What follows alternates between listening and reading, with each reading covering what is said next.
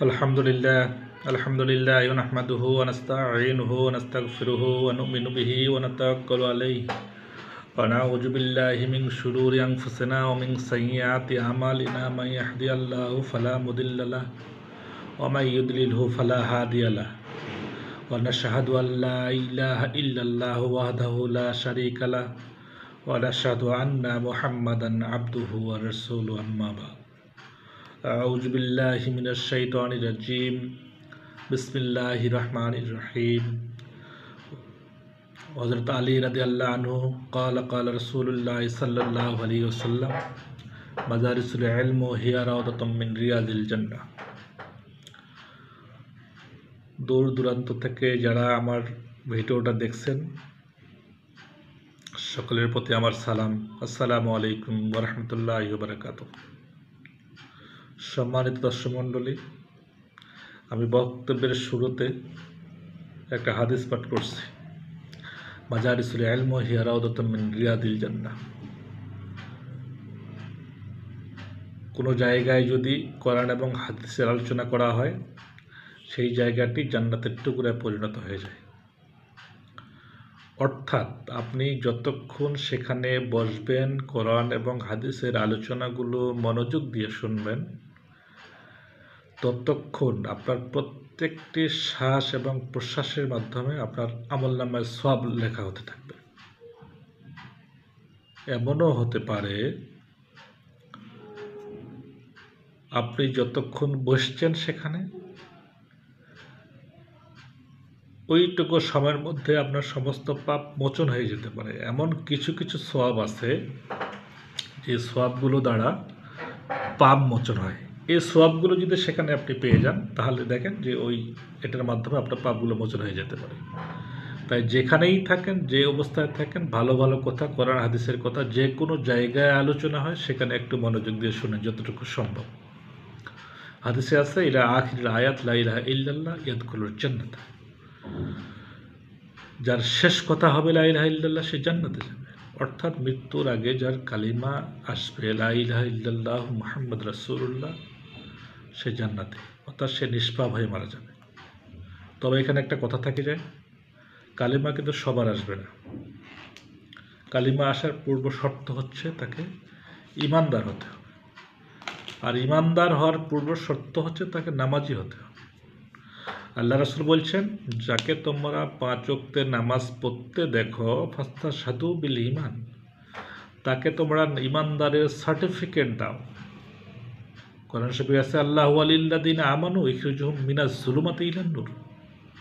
আল্লাহ বলছেন যে ইমানদার সে হচ্ছে আমার বন্ধু, আর আমার তখন দায়িত্ব হচ্ছে তাকে অন্ধকার থেকে আলোর দিকে নিয়ে আসা, অর্থাৎ যাবতীয় খারাপ কাজ থেকে বিরত রাখা।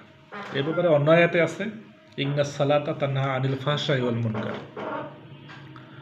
নিশ্চয়ই নামাজ মানুষকে যাবতীয় অশ্লীল এবং বেহাপনা থেকে বিরত রাখে। অর্থাৎ যে নামাজ ঠিক মতো পড়ল সে কোনো খারাপ কাজ করতে পারে না, এটা নামাজেই তাকে বিরত রাখবে। ওমা খালাকতুল জিন্না ওয়াল ইনসা ইল্লা লিয়াবুদুন।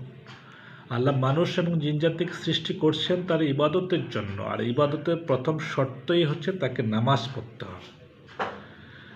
ইবাদতের প্রথম শর্তই হচ্ছে সে নামাজি হতে হবে, সে নামাজ। যার নামাজ নাই তার দুনিয়া অন্ধকার এবং পরকালে অন্ধকার। অর্থাৎ যে নামাজ পড়ল না সে অন্য কোনো সওয়াব তার কাজে দেবে না। কিয়ামতের দিন আগে নামাজের হিসাব হবে, তারপর অন্য সওয়াবের হিসাব হবে। অর্থাৎ যদি উদাহরণ টানতে পারে যে নামাজ হচ্ছে 1, অন্য ইবাদতগুলো হচ্ছে 0। আপনি যখন নামাজ পড়লেন তখন পরে যা শূন্যগুলো বসাবেন তখন আপনার অ্যামাউন্টটা বাড়তে থাকবে। আর নামাজ পড়লেন না, অর্থাৎ 1 নাই, অন্য সওয়াবগুলো 0, এই 0 তো কোনো দাম থাকে না। আল্লাহ রাসূলের কাছে এক সাহাবী যা জিজ্ঞেস করলো, ইয়া আল্লাহ রাসূল 5 ওয়াক্তের নামাজের উদাহরণ কি? আল্লাহ রাসূল বললেন, তোমার বাড়ির পাশে যদি একটি পানির নহর থাকে, সেখানে যদি তুমি 5 ওয়াক্ত 5 বার গোসল করো, তাহলে কি তোমার শরীরে কোনো ময়লা থাকতে পারে? আল্লাহ সাহাবী বলল না। আল্লাহ রাসূল বলল, 5 ওয়াক্তের নামাজের উদাহরণ এরূপই যে 5 ওয়াক্তের নামাজ 5 বার গোসল করলে যেমন তার শরীরে ময়লা থাকে না, 5 বার 5 ওয়াক্তের নামাজ পড়লে তার আমলনামায় কোনো পাপ থাকবে না। অর্থাৎ ফজর থেকে জহর, জহর থেকে আসর, আসর থেকে মাগরিব, মাগরিব থেকে এশা, এই নামাজের মাঝখানে যে আপনি পাপগুলো করবেন সেই নামাজের মাধ্যমে এই পাপগুলো মোচন হয়েছে। অর্থাৎ 5 ওয়াক্তের নামাজ যখন আপনি পড়বেন আপনার রাতে আপনি নিষ্পাপ হয়ে ঘুমাবেন। এটা কেমন? অন্য হাদিসে আছে যে যারা কেউ যদি উজু করতে যায়, যখন উজু করে তখন তার ফেরেশতারা তার পাপগুলো রুমাল নিয়ে মাথার উপরে নিয়ে থাকে। রুমাল উজু শেষ করার পর ফেরেশতারা আল্লাহকে বলে যে আল্লাহ তো উজু শেষ করছে, তার পাপগুলো কি করব। তো আল্লাহ বলতে দেখো তারপরে সে কী করছে। যখন সে নামাজ পড়লো, নামাজ শেষে মোনাজাত শেষ করলো, শেষ করার পর আবার ফেরেশতারা আল্লাহকে বলে আল্লাহ তার সে তো নামাজ পড়লো, তোমার ইবাদত করলো, তোমার নৈকট্য লাভের জন্য তারা নামাজ পড়লো, ইবাদত করলো, এখন পাপগুলো কী করবো। তখন আল্লাহ বলে যে তার পাপগুলো সাগরে নিক্ষেপ করো। এইভাবে মানুষ নামাজ পড়লে মানুষ নিষ্পাপ হয়ে যায়। পক্ষান্তরে হাদিসে আছে মান তারাকা সালাতার মুতাআম্মিদান ফাকাদ কাফার, যে ইচ্ছাকৃতভাবে এক ওয়াক্ত নামাজ ছেড়ে দিল সে কাফের হয়ে গেল। অন্য হাদিসে আছে বাইনাল আরদু ওয়া বাইনাল কুফরু তারকুস সালাত, আল্লাহর বান্দা মুমিন এবং আল্লাহর বান্দা কাফের, দুজনের মধ্যে পার্থক্যই হচ্ছে মুমিন নামাজ পড়ে এবং কাফের নামাজ পড়ে না। অর্থাৎ আপনি নামাজ যখন পড়লেন না তখন কাফের হয়ে গেলেন। কোরআনে আছে ওয়াল্লাযিনা কাফারু আউলিয়াউহুমুত তাগুত ইখরিজুহুম মিনান নূরি ইলা যুলুমাত, যে নামাজ পড়ল না সে কাফের, শয়তান বলছে কাফের হচ্ছে আমার বন্ধু, আর আমার তখন দায়িত্ব হয়ে তাকে যাবতীয় ভালো কাজ থেকে বিরত রাখা, অর্থাৎ আলো থেকে অন্ধকারের দিকে নিয়ে আসা। তার মানে আপনি ভালো কি মন্দ আল্লাহ আপনাকে মেজারমেন্ট করবে, আল্লাহ আপনাকে মাপবে আপনার নামাজ দিয়ে। আপনি যখন নামাজ পড়লেন কাফের, মুনাফিক এবং মুশরিক, এই 3 শ্রেণীর মানুষ বিনা হিসেবে জাহান্নামে যাবে। অর্থাৎ এরা মারা গেলেই জাহান্নাম, এরা কখনো জান্নাতে, এবং ফিনার জাহান্নামা খালিদিনা ফিহা আবাদা, এখানে বলা হয়েছে এরা জাহান্নামে চিরস্থায়ী হবে। অর্থাৎ এরা কখনোই জান্নাতে যেতে পারবে না, জাহান্নামের চিরস্থায়ী বাসিন্দা হবে। এটা কেমন? উদাহরণ যদি টানি আমি, দুনিয়াতে যেমন 7 তলা বিল্ডিং আছে, নিচতলা থেকে উপরতলায় উঠতে হয়। দোজখটা হচ্ছে সরজমিন থেকে নিচে, অর্থাৎ উপরতলা থেকে নিচতলায় যেতে হবে। অর্থাৎ সর্বনিম্ন স্তরে আছে হাবিয়া দোজখ। সর্বনিম্নে যেতে হলে উপরে আরও 6টা দোজখের স্বাদ গ্রহণ করে নিচে যেতে হবে। এই জন্য আল্লাহ কোরআন শরীফে বলছে আলাম আহাদ ইলাইকুম ইয়া বানি আদামা আল্লাহ তা'বুদুশ শাইতানা ইন্নাহু লাকুম আদুব্বুম মুবিন,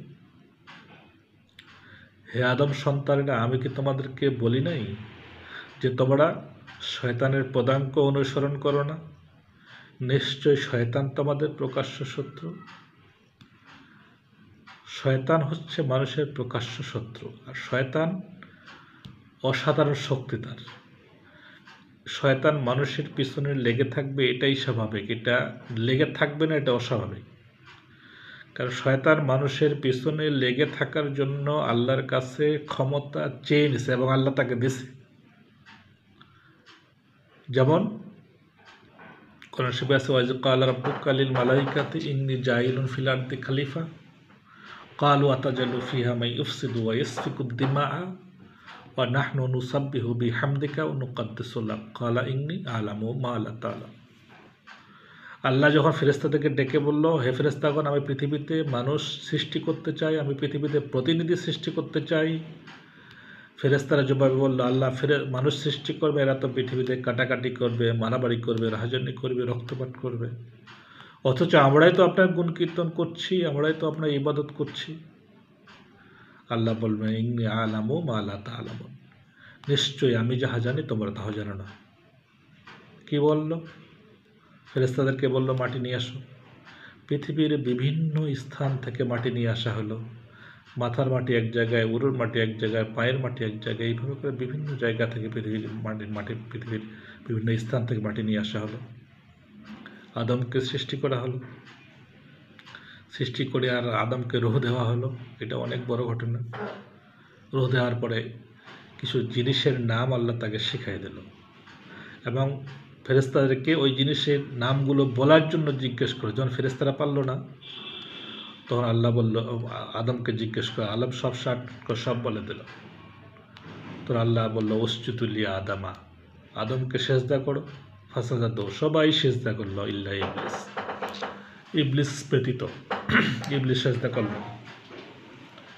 ইবলিস যখন সেজদা করলো না, আল্লাহ বলল, তুমি সেজদা করলে না কেন? ইবলিস বলল, আমি হলো আগুনের তৈরি, মানুষ হচ্ছে, আদম হচ্ছে মাটির তৈরি।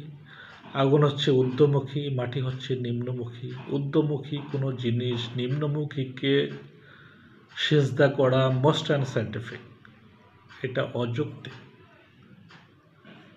সে অহংকার বোধ করলো। আল্লাহ বলল যে, তুমি আমার অর্ডারকে ফলো করলো না কেন? তুমি আজকে থেকে বিতাড়িত শয়তান, তোমার সমস্ত ইবাদত আমি পণ্ড করে দিলাম। এই কথা শোনার সাথে সাথে শয়তানের তো চেহারা চেঞ্জ হয়ে গেল, রং কালার চেঞ্জ হয়ে গেল। শয়তান আল্লাহকে বলল, আল্লাহ, আমি তোমার তো পৃথিবীতে বহু ইবাদত করছি, এর বিনিময়ে তুমি আমাকে কিচ্ছু দিবে না? আল্লাহ বলে, তুমি চাস কি? তুই চাস কি? শয়তান চট করে বলে উঠল যে, আমার 3 দফা দাবি। এক, এই আদম সন্তান কতদিন বাঁচবে? কিয়ামত পর্যন্ত বাঁচবে। এই আদম সন্তানকে বিপথে নিয়ে যাওয়ার জন্য আমাকে কিয়ামত পর্যন্ত হায়াত দিতে হবে।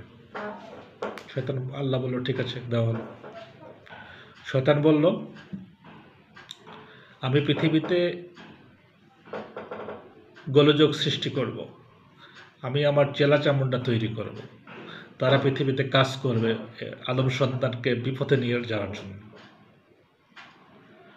কিন্তু রিজিকের মালিক তো তুমি যদি আমার রিজিক বন্ধ করে দাও, তাহলে তো আমি কাজ করতে পারবো না, আমি ওয়ার্কার পাবো না।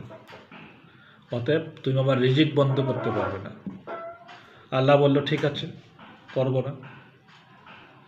আমার 3 নাম্বার হচ্ছে, আমি আন্ডারগ্রাউন্ড ওয়ার্ক করতে চাই।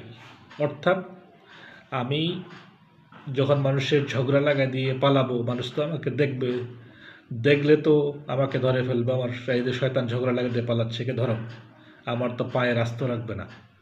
আমি আন্ডারগ্রাউন্ড ওয়ার্ক করতে চাই। অর্থাৎ আমি মানুষের রক্তে রক্তে দৌড়াবো, মানুষের শিরা বসে দাঁড়াবো, মগজে দেবো, আমাকে কেউ দেখতে পাবে না।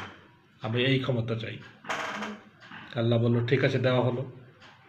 শয়তান বলল যে, আল্লাহ, তুমি এখন তোমার দোজকের সংখ্যা বাড়াতে পারো, আমি তোমার সমস্ত বান্দাকে আমি জাহান্নামে নিয়ে যাব, এটা আমার চ্যালেঞ্জ। অর্থাৎ তুমি তোমার দোজকের সংখ্যা বাড়াতে পারবো। আল্লাহ বলল ফেরেশতাদেরকে, ফেরেশতা দেখছো শয়তান বলল কি? তো ফেরেশতারা, তোমরা শুনে রাখো, আমার কোনো বান্দা যদি কোনো খারাপ কাজ করার নিয়ত করে, নিয়তের জন্য তার আমল নামায় কোনো গুনাহ লিখবে না। খারাপ কাজটা যখন করে ফেলবে, একটি কাজের বিনিময়ে তার একটাই গুনাহ লিখবে। আর আমার বান্দা যখন কোনো ভালো কাজ করার নিয়ত করে, নিয়ত করার সাথে সাথে সেই কাজের বিনিময়ে একটা সওয়াব লিখে দেবা। আর কাজটা যখন করে ফেলবে, তখন ওই মার্কের উপরে 10টা গ্রেস মার্ক দিয়ে দেবে। এইভাবে করে আমি আর বান্দাদেরকে মাফ করব, আমার বান্দাদের সওয়াব বৃদ্ধি করে দিয়ে আমি জান্নাতে নিয়ে যাব এবং জাহান্নাম থেকে বাঁচাবো। আপনি যদি পাক্কা ঈমানদার হতে পারেন, আমরা যদি পাক্কা ঈমানদার হতে পারি, তাহলে শয়তান কাজ করতে পারে, শয়তান কাজ করতে পারবে, শয়তান আপনাকে সাহায্য করবে, শয়তানই আপনাকে সাহায্য করবে। এই ব্যাপারে একটি হাদিসে আছে, একদিন এক ব্যক্তি ভোরবেলা, বৃষ্টি রাতে ভোরবেলা ফজরের নামাজের জন্য মসজিদে যাচ্ছে। রাস্তায় গিয়ে কাদামাটির মধ্যে পিছিল খায় পড়ে গেছে। ফিরে আসছে, আবার উজু করছে, উজু করে আবার সে যাচ্ছে, আবার ওই জায়গায় যায় পড়ে গেছে, আবার ফেরত আসে আবার কাপড় চেঞ্জ করে আবার উজু করে আবার যাচ্ছে। তৃতীয়বার যায় দেখতেছে ওখানে এক ব্যক্তি, বৃদ্ধ মানুষ, সে হারিকেন নিয়ে দাঁড়ায় আছে। তখন বলছে ভাই আপনি কে? বলছে আমি দেখলাম এখানে আপনি বারবার পরে যাচ্ছেন, 2বার করে পরে গেলেন, আমি এই জন্য আপনাকে হারিকেন দিয়ে মসজিদে আগায় দেবো, দেখি আপনি যেন আর না পরে যান। ঠিক আছে চলে, মসজিদ পর্যন্ত গেছে, মসজিদে যা বলছে চলে নামাজ পড়তে যাই। নামাজি ব্যক্তি এই বৃদ্ধ লোককে বলছে কথা বলছে না, দ্বিতীয়বার বলছে তাও কথা বলছে না। বলছে আপনি আমাকে নামাজে পর্যন্ত মসজিদে আগায় দিলে, অথচ আপনি নামাজে যাচ্ছেন না কেন? আপনি কে? তখন বলছে আমি শয়তান। আপনি শয়তান, আপনি মসজিদে আমাকে আগায় দিলেন, এটা কেমন কথা হবে? কি ব্যাপারটা কি বলেন তো, ঘটনাটা কি? তখন বলছে যে প্রথমবার যে আপনি পরে গেলেন তখন আমি আপনাকে ফেলে দিচ্ছি, যখন আপনি বাড়িতে গিয়ে উজু করে কাপড় চোপড় চেঞ্জ করে উজু করে আবার আসছেন, আমি দেখলাম আপনার জীবনের সমস্ত গুনাহ আল্লাহ মাফ করে দিয়েছে।